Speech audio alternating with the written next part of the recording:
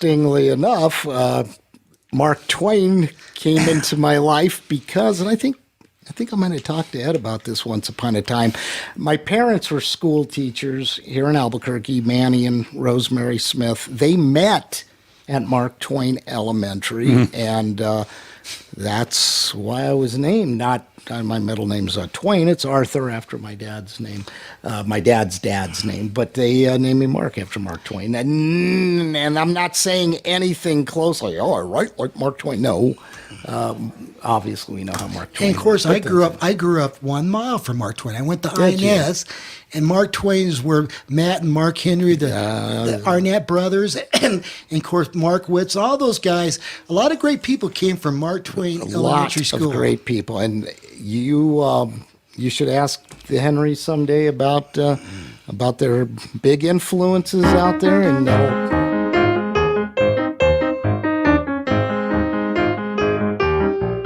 Everybody, this is Marty Watts, episode 16, America Talk It Up. I have my co-host, Ed Nunez, but I have a special guest today, my good friend, Mark Smith.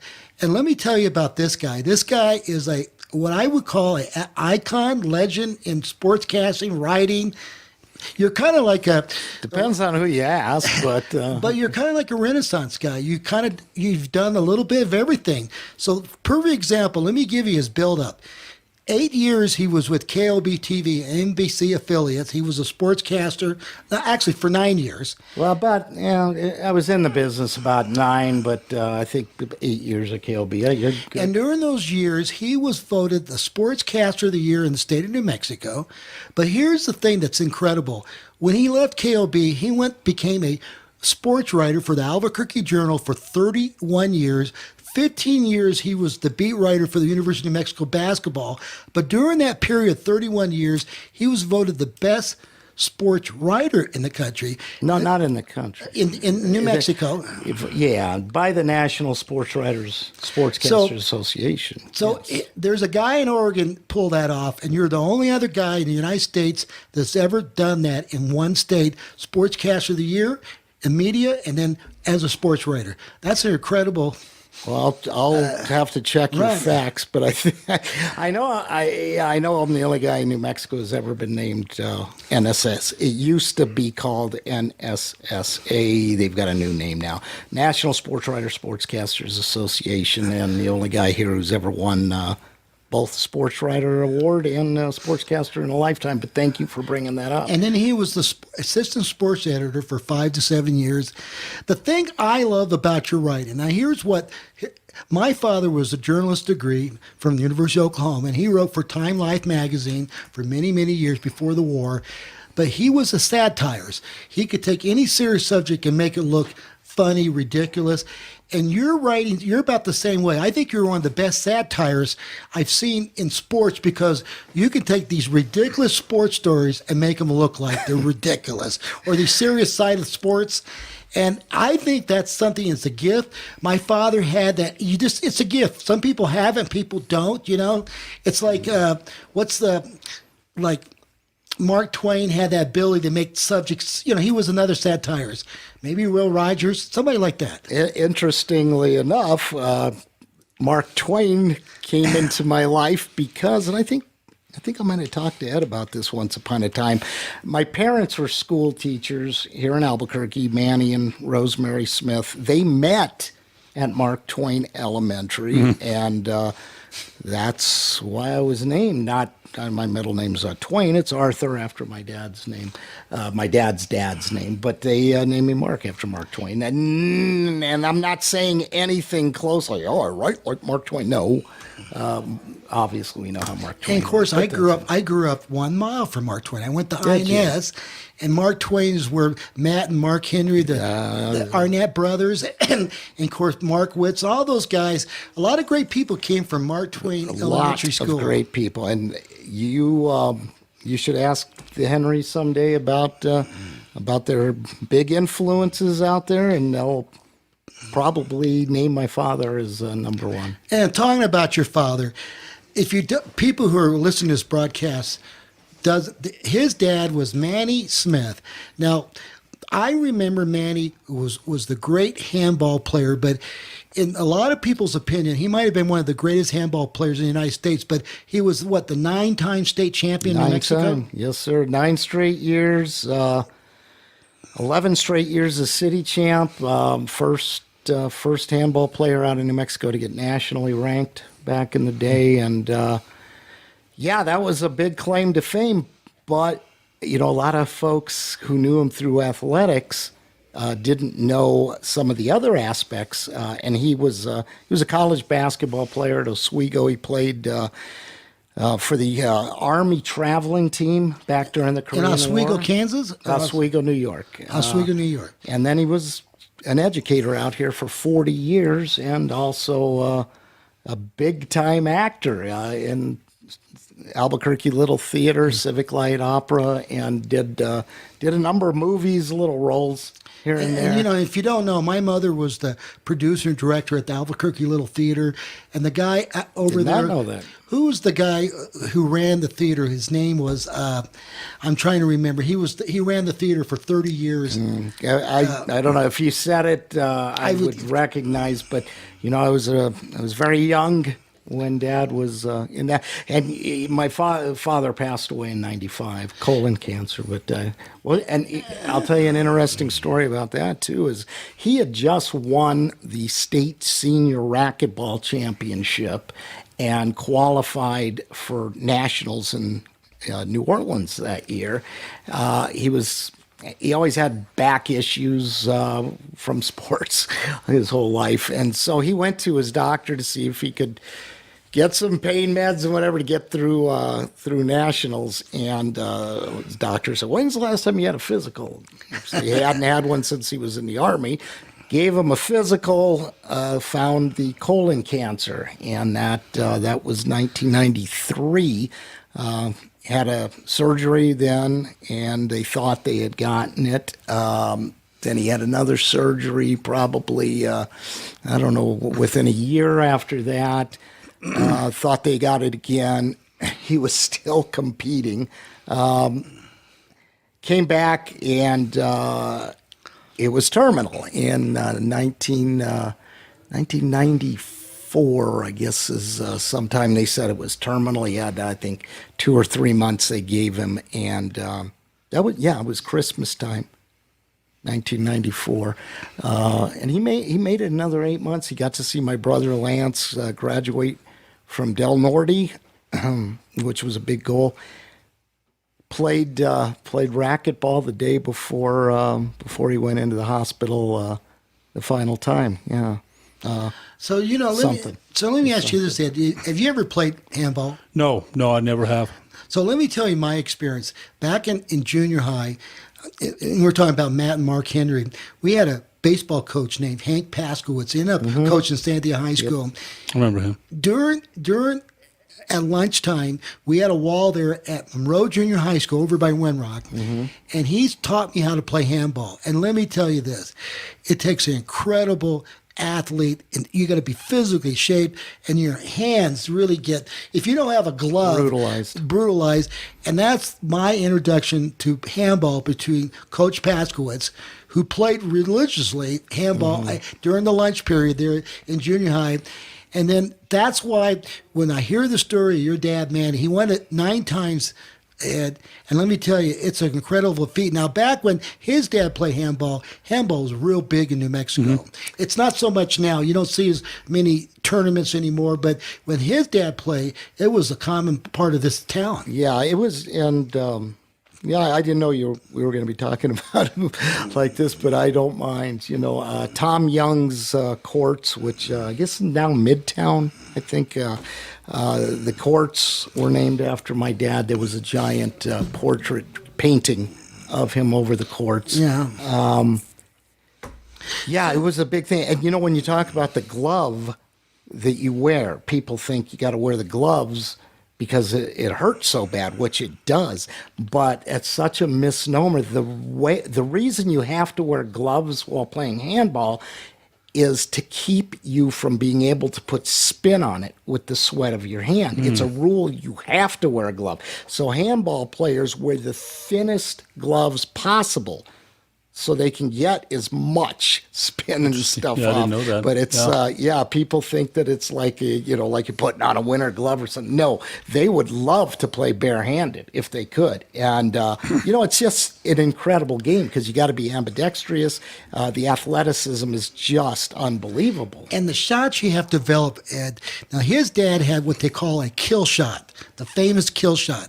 And if you ever played handball, you got a couple shots. You get the guy set up during the game, and then he throws in this kill shot. His dad was great. He knew how to wipe out a guy at the right time. And he always told me with everyone he played, and guys knew, but he would depending on their ability and their personalities, he would let them hang around, and he'd help, and he taught so many people. But the late George Maloof was a partner of his in a lot of matches, and he used to tell me, your dad is the single greatest athlete I've ever met in this town, and he loved playing with George. I got to know the kids when we were little, but then if you got a guy who was a real smart aleck, kind of like his son turned out to be, he would wipe him out. Just wipe him out. I thought I got good once at racquetball when I was younger, and I was telling my old man, I'll play you. I might contend, and he goes, no, you won't. I'll play you left-handed. You will not score. And I did not score. So here, Oh, man. so Yeah. Ed, listen to this story. There's a lesson there. This is a great story. You've heard of Oscar Robinson. Yeah, of course. Now, if you read his story, Oscar, when he was a young boy, he grew up playing handball. Now, he will tell you have to learn how to play left and right, both hands. And Oscar could go to the basket with his left hand and make a shot, or right. And handball teach you to be what you call Ambidextrous. Ambidextrous. Now, this is one of the greatest basketball players. Now, he grew up in a neighborhood where when he grew up, handball was big. It played and if you go to the inner city in Chicago, Milwaukee, Cleveland, handball, there was just basketball courts and there was a handball court. One wall, usually. One wall. They play handball. one wall handball. And so the great Oscar, they call him the Big O, who was still one of the greatest players of all time. No doubt. No doubt. And he learned to play handball, and he could go left and right. And a great handball player, if you're going to be any good, you got to go left. You got to use your left and right hand. Now, talking about handball, his dad, one of these days, and we hope one of these days, his dad will get a chance to get into New Mexico Sports Hall of Fame. Hopefully, he'll get a chance to get in. He's as deserving as anybody. I mean, some of the people they have in there, they're all deserving. But how many people has won 9 championships? And then he was a good racquetball player too, right? He's a senior champion for a few years. Yeah, I don't know if you know this, but I'm on the board of directors for the Hall of Fame. I knew that. Yeah. Well, and there are no handball players at all in there.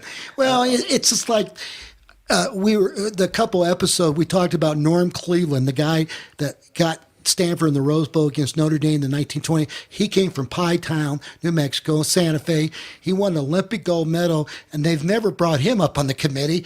And talking about winning a gold medal, take Stanford to the Rose Bowl against the Four Horsemen. He's not. Nobody's. I tried nominating, but nobody wanted to listen because he I'll died. listen. He died at 97.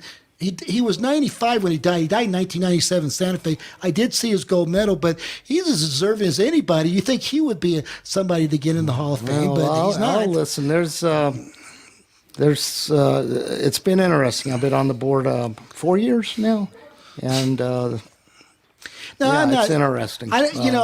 There's. Yeah, go ahead. Yeah, well, no, I'm going to bite my tongue so I don't say anything incorrectly. But I appreciate you bringing. That's not why I'm here. I didn't think you were here. No. But I appreciate you talking about Well, my dad. And I know, Ed, we've talked a little bit because being from Highland, you know people. Yeah, they knew your father. influenced Yeah, them. and one of my friends had a dad that was a teacher and knew who your dad was. So, yeah. He was, and the Henrys. There are things I still find out about him to this day. Matt Henry was actually at Griegos Elementary recently until he retired, and he was the PE coach there, and that's where my son Brock goes, where my wife Robin teaches. And when I was growing up, we always had tons of baseball equipment when I was a little kid in the house, just tons of stuff. And I didn't know, my friends and I would grab it to go play here and there. I didn't know why. I never knew all this stuff. Well, Matt told me a story a few years ago when I went to pick up Rock at school one day, how my father started an underprivileged baseball league out for kids at Mark Twain and Zia Elementary. Later, he was at kids who couldn't afford to play Little League. He started his own league. So I donated all his own time. That's what all that stuff was for. And so that's where I met your dad. But back in those days, now I came to Albuquerque in 1960, okay? And I went to Inez, and of course Matt and Mark went to Mark Twain. The only little league there was at that time, there was only one little league. It was Mile High, Ed. So if you didn't live in the Mile High, you couldn't play. Now we started, the Arnetts and all of us started, the Thunderbird was the number 2 league. That's the league I played in. I got to play in it when I was 11. But your dad, they had this league where you played at the grade school. And I forgot the name of it, and your dad started it. And we had a team at Inez, and then we played the team at Mark Twain and Zia and Monte Vista, those little schools. And we had our own little league, and we played baseball, and we played on that old dirt ballpark, And of course, the ball got scuffled up. Now, back when I was growing up there in Albuquerque, Mark, we would get up on a summer day. We'd get up about 7 in the morning. My mom would make, Cheerios or Wheaties or something. And then we would go out to the park or the ballpark and play baseball till lunchtime. And then I'd come home and my mom would have peanut butter and jelly sandwiches. And then we would take a nap. But about 2 o'clock, we had this board game called Stratomatic. And the Arnetts, it was a baseball game. I've never heard of that. Yeah. And we would play Stratomatic for a couple hours. And then about 4 o'clock, we would go out and play baseball until dinner time. Now we did this. There was during the baseball season. That's all we played was baseball, and then during the basketball season and football, and we played park football. And a matter of fact, the first Albuquerque Youth, Yaffle League started in 1966, and my dad didn't have enough money for me to get in, and these other guys got in, Greg DeBrock and Arnetts. So I didn't play football until the 9th grade. But that's the way it was back then. And your dad filled a need because kids needed to do something in the summer. Yeah. Remember, there was no Lily, Ed, in those days. No, absolutely. Yeah. Unless you were rich enough to get in the Mile High League, they were kind of arrogant. You only could those guys couldn't get in, So. Well, as irony would have it, I was in Mile High. We were not rich. We had school teachers. I know, but there wasn't any other leagues. But that's the way it was. We played literally baseball all day long. Yeah. And then, by the way, Ed, our bats got beat up. We had to nail something to the bat just so the bat could hang in there. I remember those days. And you know what I'm talking about. Secondhand glove. And I'll tell you one last story for wrapped up. My mother and dad we had a tough year, and my mom and I wanted a brand new glove for Christmas. And my mother said, Marty, I don't know if we can afford it. And I was moping around. And I thought, well, I wasn't going to get much. And then on Christmas morning, I opened this present, and it was the glove. And that was the greatest gift my mom and dad gave me. I could kiss my mother and dad today, but it meant so much to get that little baseball glove. Yeah, you bet. So, hey, we've got, how much we got left, Jimmy? A minute? So we're going to wrap up and go to segment 2. We're going to talk about enchantment sports. We're going to talk about what's going on politically in sports today in the second segment. But hold on, folks. We got some great stories to come. Oh, I can't talk politics.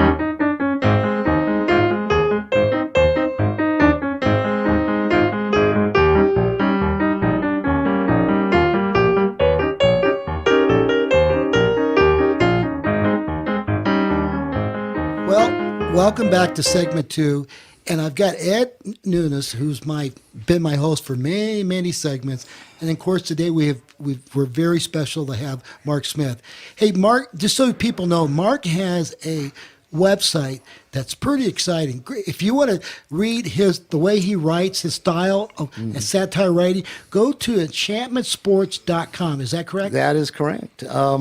We've been not doing a whole lot during the pandemic because there's not a lot of local sports to do. I've got some interesting pieces, but also one of the things that I used to pride myself in at the Journal was investigative journalism, and there's a couple of good investigative pieces there.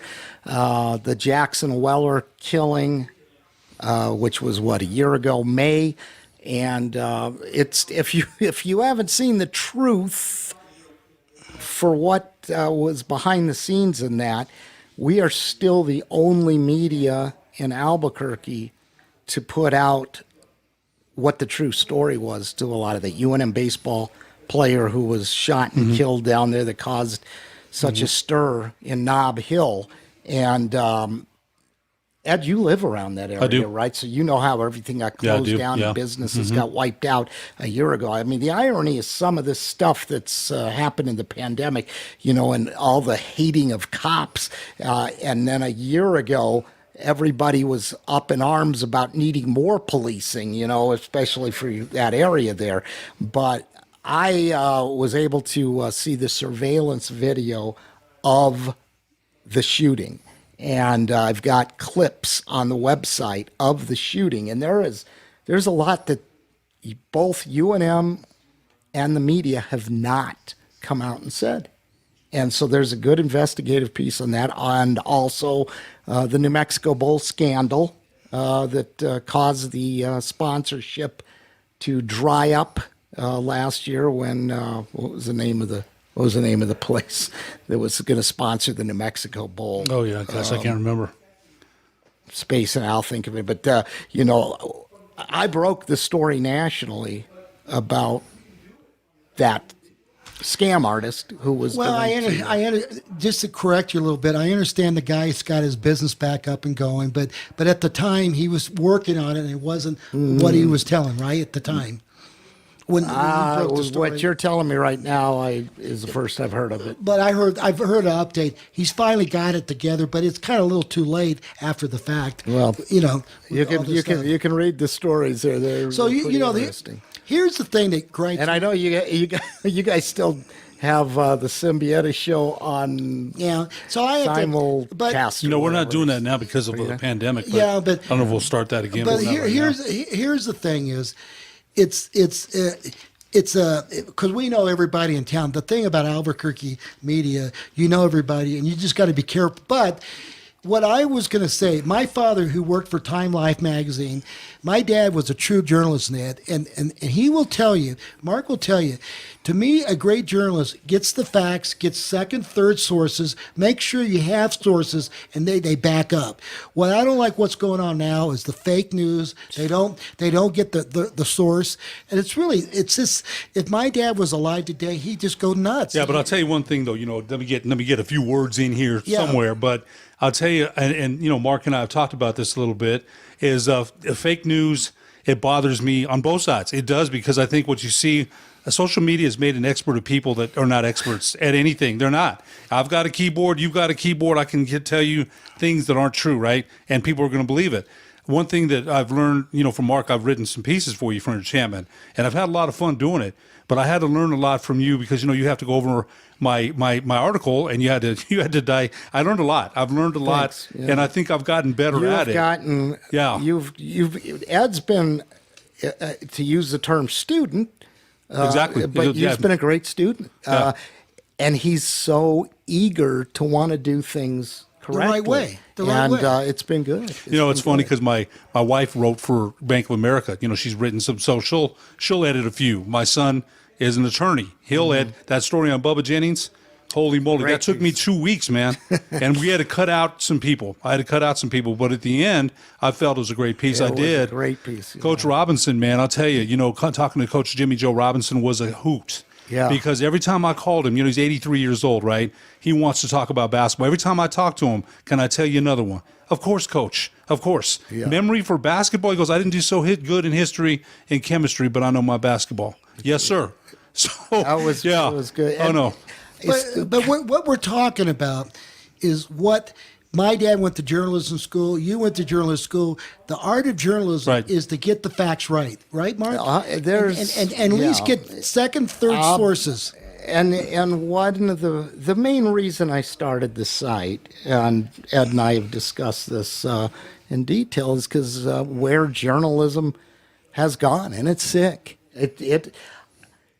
I take it personally when I see the garbage that comes out, left, right. It's just so bad. I'm a guy who, throughout my career, 4 decades, man. 31 years. 31 there, but as a Another sportscaster. 8 years. So 4 decades, and people constantly from the right would be griping about how biased the media was. And I argued all the time, media's not biased. Look, we look at things down the middle, because I knew where my brain was.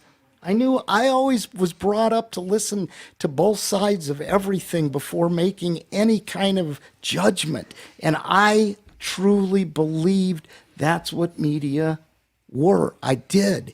And I mean, we can get into it another time, but it was actually during the Trayvon Martin, George Zimmerman trial. I was a CNN fanatic, and I was watching the trial myself every day, and then I would watch CNN for their synopsis, and I was like, I don't get it. That's not what I saw. It's not what I saw. Then I started watching other channels, and I'm like, holy cow, Fox says this, CNN says this, the truth is here. What is going on?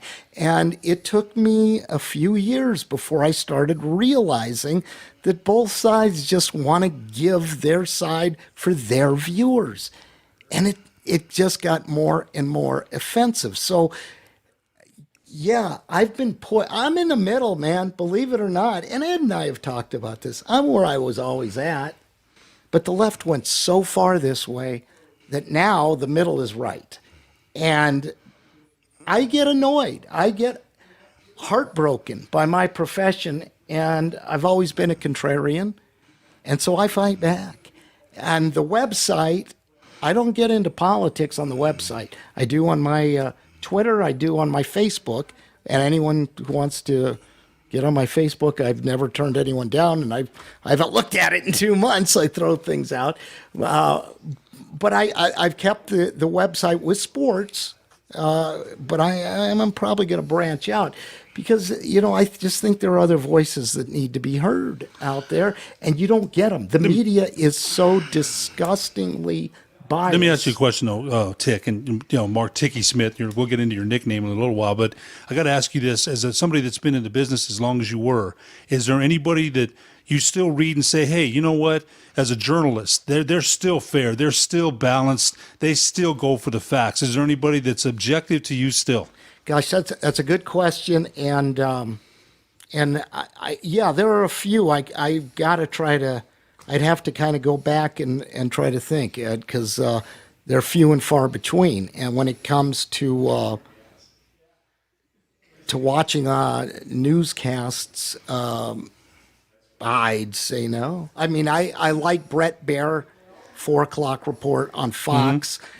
You can tell that there's some right influence on that, right-wing influence on that. But I think that is a very legit show.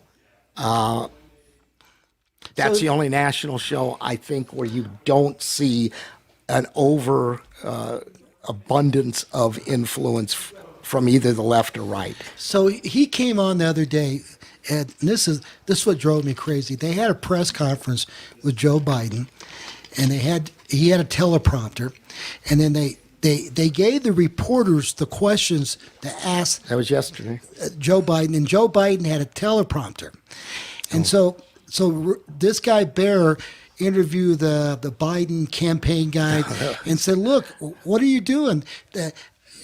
Why can't you ask a question? Why do you have to prepare the writers?" You're talking about last week, yeah. And he asked him flat out if Biden needed to use the teleprompter for live interviews, and of course the guy lied, and well, he didn't lie because he didn't answer the question. But you saw the segment you saw with Biden, he's in a supposed live interview getting asked a question, and he's asking him to move up the prompter so he can read the answer that was now, just so you know, Ed, I go back to the Jerry Apodaca, Joe Skeen campaign back in 74.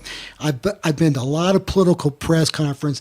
I've never seen in my whole life where they give the press the questions and then the guy has a teleprompter to answer. It pops up and he answers the question. I just never seen it. Now, I worried. So I decided, I went back and looked at Joe Biden 4 years ago, and he was pretty sharp 4 years ago. He looked like, even 10 years ago, he was, I saw some of the debates he did back against, he went up against, who was the woman that ran for? Hillary. Are you talking about Hillary? What are you talking No, about? he did a debate. He was the vice president debate. Sarah Palin. Sarah Palin. He tore her apart in that debate. He was Which wasn't hard to do, but yeah, I know what you mean. Sarah Palin was not a great debater, not a great vice presidential candidate, but I get it. Yeah, he was sharp. But right now, Ed, if they think they can let me make a point to that. Let me make a point because I've listened to you both, and I respect both your opinions. I'm not going to. We're about to find out September 29th because if he does debate, But I'm going to say this: President Trump is not a poster boy for saying things that's right all the time either. I think here's the thing. Mark, I watched you on Channel 4, man. I remember you on Channel. I remember I read almost article. I love global basketball. Read everything you wrote, man. I read Jeff Grammer. I read them all because I'm an avid reader. So I think if you're putting me up on a stage every day, I'm going to make some mistakes. I'm going to make mistakes. Everyone makes them. President Trump makes them too. Sure. But we're going to see September 29th if we're going to see. Because if he doesn't debate, I've heard things. If he doesn't debate, he's done, right? He's done. There's no way he cannot debate. I gotta think that would be the case. Right. I gotta think. Now we're going to see. Now I've heard all these teleprompter things. The president didn't look great in that town hall meeting. He didn't. He didn't. There are some things that I thought he didn't look great on because those are tough questions. Right. I don't care who you are. It could be Clinton, Hoover, Calvin Coolidge, any one of them. Those aren't all your friends that are going to come ask you questions because they're upset about things that aren't getting done for them. So it's going to be tough for anybody. He didn't look that great either. He didn't. Well, but the difference is there's a big difference. In your opinion, Marty, I got my opinion too. But he walked into enemy territory for an hour and a half and took on everything. Every question. Biden won't walk into. We're about to see. If he can't do it September 29th, we're going to see because that's going to be the key. Well, but now we already see that he's not answering real questions in interviews. He's just not. I'm just saying, Ed. Yeah, you go into enemy territory. Like Mike Wallace is going to be on that 29th. Chris Wallace. He's going to throw him questions out there. He's not going to have the luxury to look at a teleprompter. We're about to see. Like I said, the other thing I'm going to say is this too. Now, I'm not saying I'm 100% behind Biden. I didn't say that. I think we're not saying that. I didn't say that, but I think. In 2020, this is the best we have to run for president. Here's the other thing. Is that, like we said, we're about to see, now President Trump in 2016, when he was the outsider at those debates, he beat established Republicans in Lindsey Graham, Jeb Bush, Carly Fiorina. Now remember, he was able to go on stage and he called Jeb Bush low energy, right? Lion Ted Cruz, Carly Fiorina, horseface. He was able to bully those people. He was. He bullied them, and they didn't answer back. He kicked Jeb Bush all over the stage. He did. He made him look weak. He said he was weak. He looked weak. Now, he was great as an outsider. Remember, he's a political outsider. He's not the outsider anymore. He's not. Now, he's got a record to be attacked. He's going to attack Biden. Joe Biden should be attacked, right? He's been 40. He was there 40 years. He's going to have some things to be attacked on. So is the president.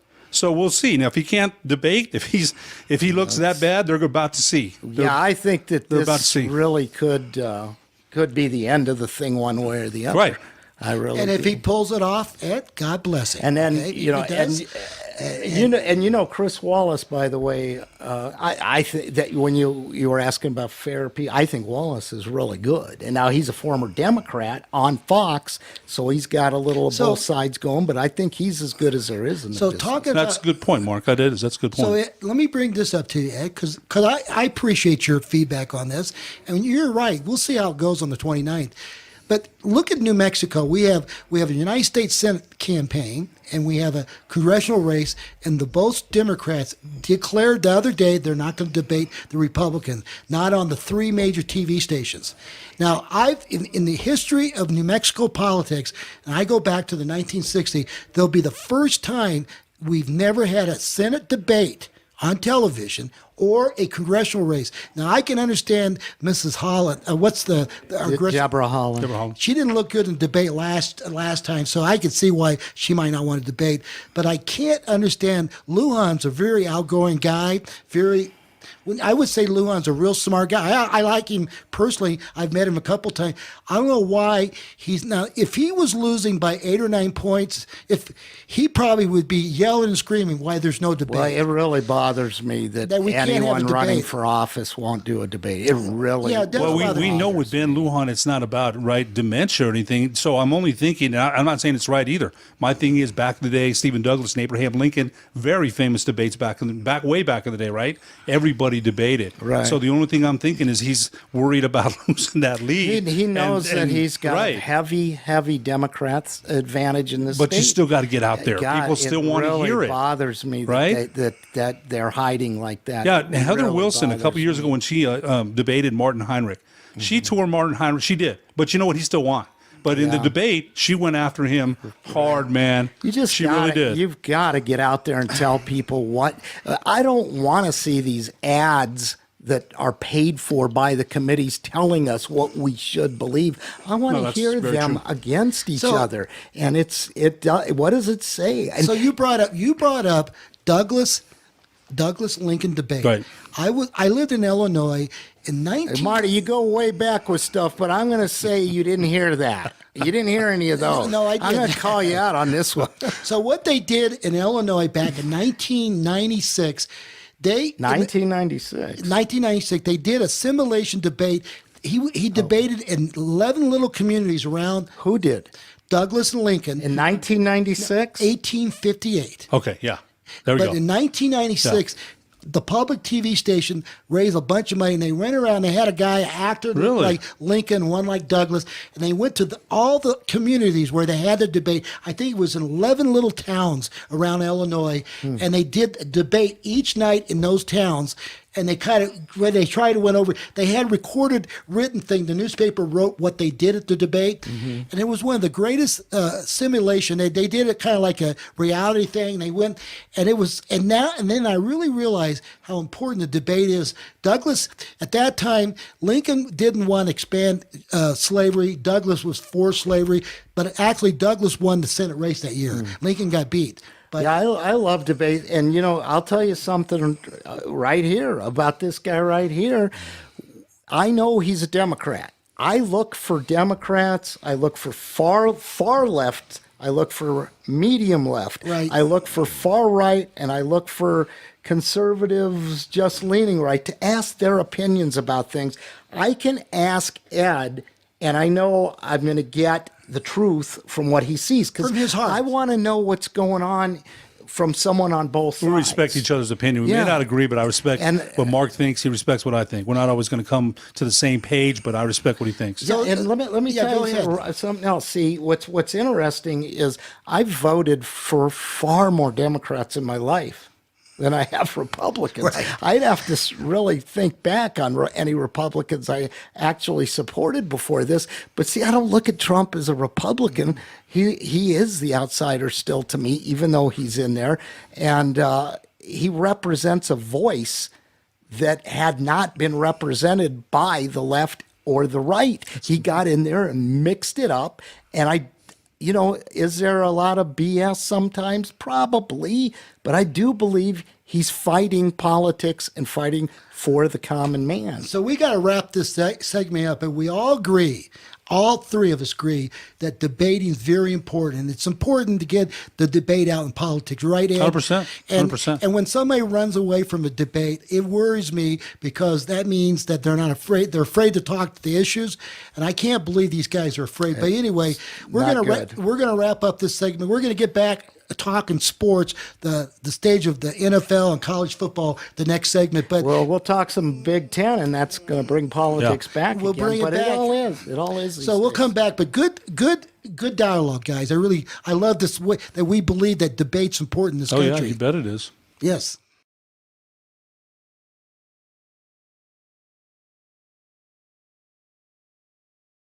Welcome back to segment 3. Hey, I just want to correct myself on Douglas and Lincoln. That was a reenactment in 1996. And they went around these 11 towns and did the debate of the 1858 famous debate between Lincoln and Douglas for the United States Senate of Illinois. And Douglas won the race. Of course, 2 years later, Lincoln gets nominated by the new Republican Party, and he becomes president of the United States. In 1998? 1860. Yeah. 1860. I'll tell you, Well, man. I don't think you needed to correct yourself. We kind of assumed you Yeah. were talking about 1996 at there. Yeah. But with that saying, let's get back to I'm doing the Mad Hatter routine here. I love it. Shout Love out to my boy Derek Gutierrez out there. all right. Let's get back to college football, and especially the Big Ten was announced the other day that they're going to play an 8-game schedule. I think 8 or 9 Thought it was games. 8 or 10.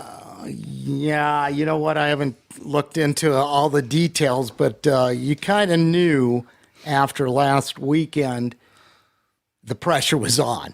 You know, you're seeing college football highlights in college football, Right. and you look pretty wimpy out there right now. Now, look, hey, I didn't even ask you guys if I was supposed to wear a mask here, but since you didn't, I got a brand new mask. Let's see, just for you guys. This looks like panties. What the heck? Okay, I got this just for you guys. Well, okay. But I don't have to. Look But at we're it. 6 feet apart. Yeah, Everybody we knows are. we're 6 feet apart. But the pressure was on, man. You know, football's out there, and I'm a germaphobe. I'm an OCD germaphobe. I've got diabetes type 2, and I've got a liver disease. So nothing has We're changed. not going to see you at the football stadium. Well, nothing's changed my habits because I'm already a clean freak before any of this. However, when I see guys tackling each other, if you can play football, why are guys on the sideline wearing a mask like the coaches, you know? And if there's football somewhere, there should be football everywhere. And it was just after this last weekend, you knew the pressure was going to be on the Big Ten. And you talk about politicized stuff, the 11-3 vote, right? That was holding off football 11-3 in the Big Ten. The 3 places that voted for it, Iowa, Nebraska, and Ohio State, right? In Ohio, 3 Republican states. Red states. Right. So it's gotten so politicized. All 9 of the Democrat states voted against playing because it was a way to keep the pandemic going as much as possible heading into the election. So, you know, and you've got a couple of schools that were Indiana and Purdue in the same state. The Indiana governor is not a big Trump fan, even though Republican. And Larry Hogan in Maryland dislikes Trump. So it's just been politicized. Even though he's a Republican. Larry Even though Hogan's he's a Republican, right. So it just got so politicized. Football needed to come back. So here's the latest news. Before you guys, I was going to tell you before we got on the podcast, I've got some inside information. Okay. They had a meeting today with the Mountain West, and I talked to somebody at the New Mexico Bowl. You know who I'm talking to. And here's the latest. Eric Martinez. So here's the latest. And news. they allowed you to have me on the podcast. They must not have known. No, they don't know. But, Okay. So let's KLB radio too. I've been banned. Really? Yeah, I've been banned. After the New Mexico Bowl stuff because the Hey, they don't news always- director guy, whoever he is, I can't remember. I'll Jeff talk Berry? about It's not Jeff Berry, No, is it? Jeff's the general manager. Some guy that got hired under him when Pat Frisch got moved out, and you're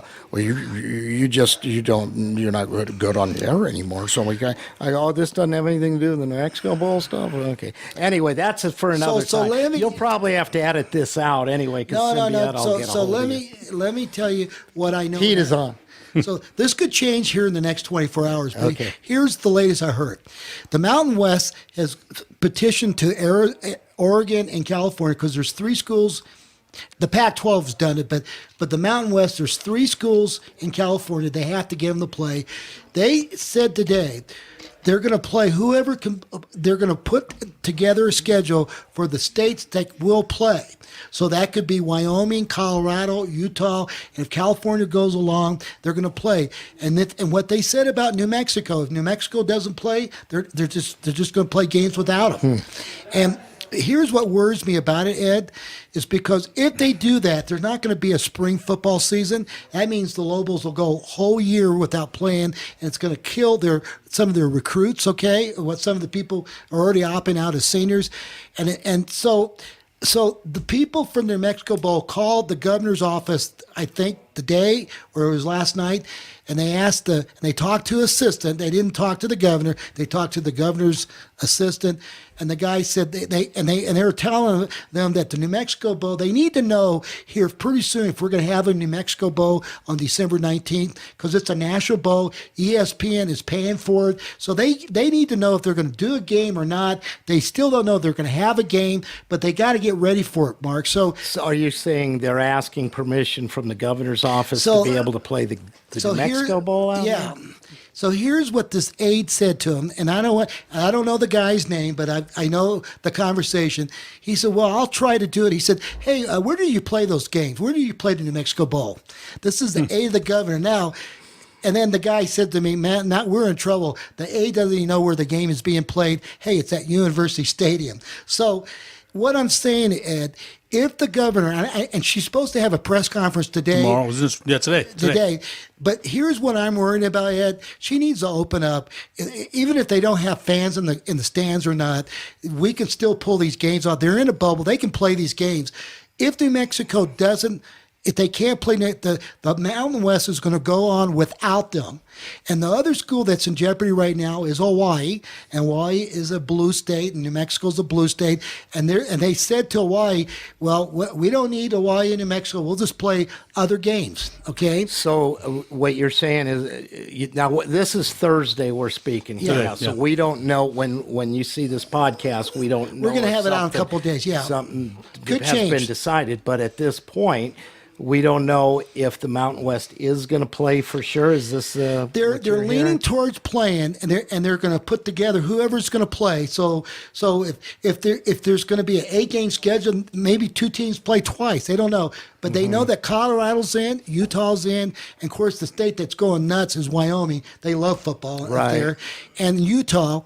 And so and I heard today that the California governor might loosen up because he's getting pressure from the Pac-12 and the Mountain West, because there's 3 schools in the Mountain West: San Jose State, Fresno, and San Diego State. And of course, in the Pac-12, there's Cal, Stanford, UCLA, USC. Yeah, according to the article in the Journal, they said that maybe the governor might loosen up a little bit too, some of the restrictions that she had in place. So is she might that what's loosen going to up. determine if the New Mexico Bowl gets to be played by what? Or even if the Lobos get governor? their football, yes. Yeah. So yes, her there's- guidelines, she made that kind of clear that things are still kind of up in the air about I'll that. tell you what, when you have to wear one of these playing golf by yourself, only state in the country that I found that's a restriction. Right. Playing golf by yourself. Right. You're supposed to wear a mask. Yeah. That needs to change. And if that doesn't change, I don't know how you can let people play football on her scale. But there's so many inconsistencies. So here's another with this. dynamic. The Sun Bowl is played usually on December the 30th. It's like 2 days before New Year's. And the New Mexico Bowl's on the 18 to 20. There is talk about moving the game to the Sun Bowl if they can get UTEP to go along with it, and then have the New Mexico Bowl in El Paso. That's a possibility. There's talk about that. But here's the thing: is I just think the governor should open up. Yeah, I know where she's coming from. I don't want to anybody in her situation.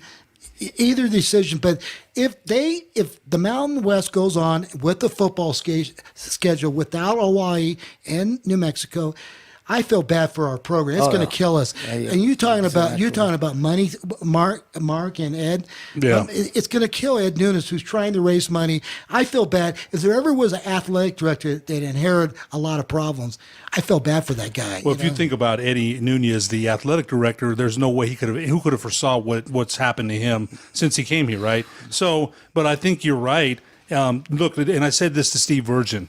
Lobo football, even in the best of times, and you know this, it's a hard sell in the best of times, right?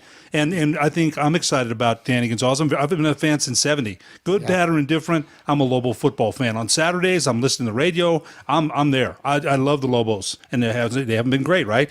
Some seasons of they've been good, and then more seasons they haven't been, especially recently. But it's a tough sell. And I agree with you. I agree with you. I don't want to see that happen. I don't want to see them go. There's no way that program can survive, in my opinion, without playing for a full year. And get this, Ed. New Mexico State is an independent team. They have nobody to play because they're independent. No games.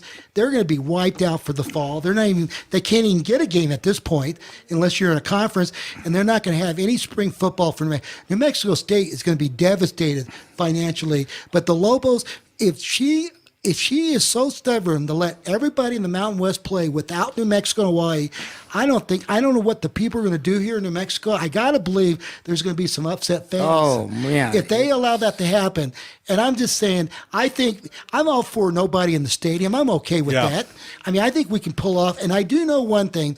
After going down, we've got this automatic fogging system that disinfects the locker rooms.